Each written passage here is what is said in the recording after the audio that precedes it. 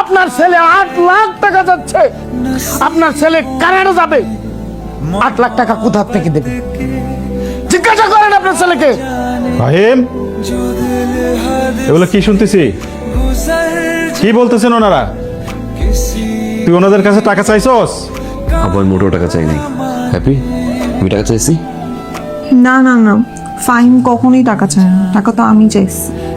তুই একটা কথা বলবি না, তুই আর আমাদের সংসারের কারো কথাতে ব্যবস্থা।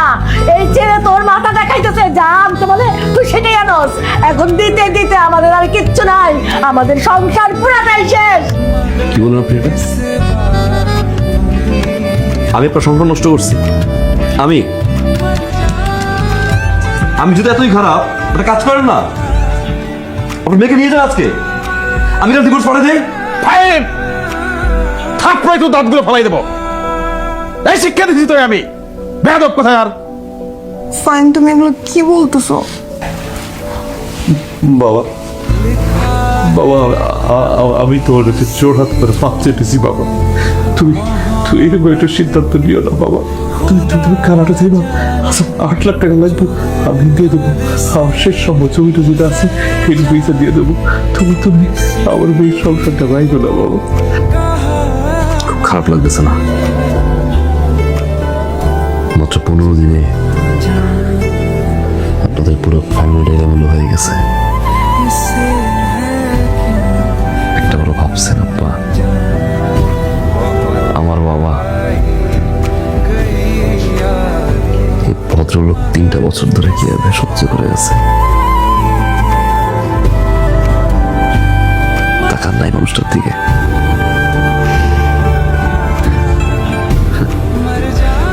আমার এই বোন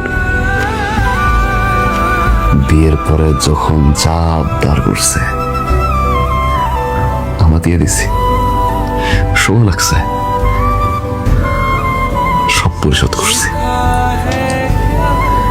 আপনার মেয়েও আবদার করছে, আপনারা পরিশোধ করছেন। কিন্তু আমি মুখে দিয়ে বলতে পারবো যে আপনার মেয়ে আমার ঘরে সুখে ছিল। দুলা ভাই, আপনি বুকে হাত দিয়ে বলতে পারবেন আমার বোনের সব আবদার মিটানোর পরও আমার এই বোনটা সুখে ছিল?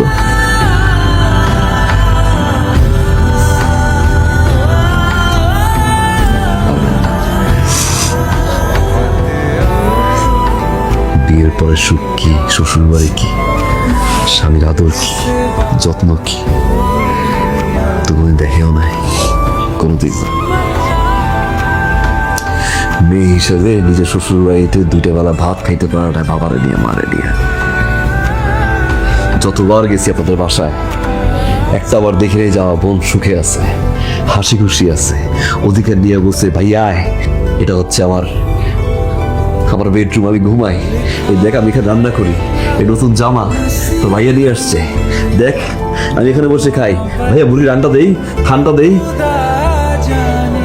সাহেব বলতে পারে না। আমার দুলা ভাই, আমার আব্বা, আমার আম্মার কোন সাহেব ফোন দিয়ে বলে না যে বাবা মা আসেন না, আপনি, মা, আপনার মেয়ে, আমি 4 জনে মিলে 2 মুঠো ভাত খাই। সারাদিন ফোন দিলে সুবিধা লাগবে, ওইটা লাগবে, টাকা লাগবে, পয়সা লাগবে, এইটা দেন ওইটা দেন, না দিলে মন খারাপ।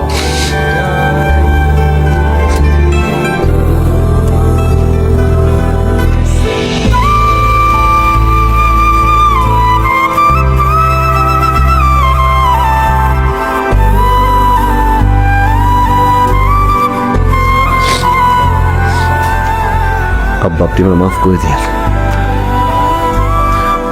আপনার ছেলের শ্বশুর বাড়ি থেকে ফার্নিচার, টাকা পয়সা নেওয়ার মতো লোভ নাই।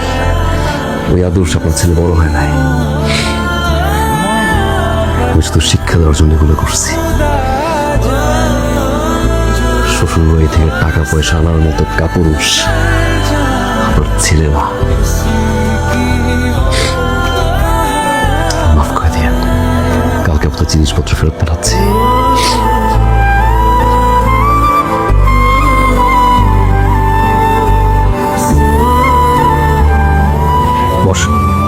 বসুন।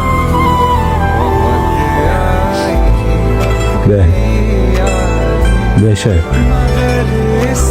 ছোট মানুষ